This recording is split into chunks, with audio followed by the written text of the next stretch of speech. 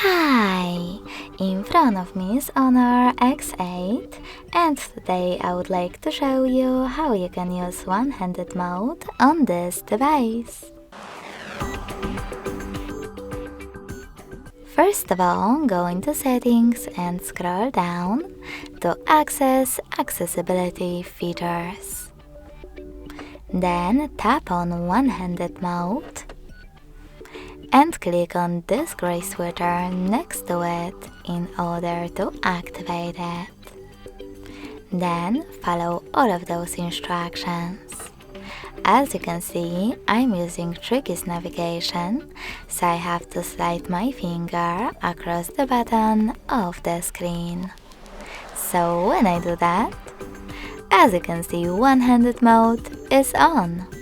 You can always go back by clicking on this dark area.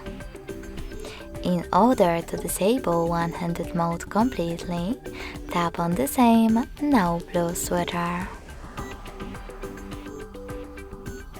Thanks so much for watching. If you enjoyed this video, leave a like, comment and subscribe. Bye!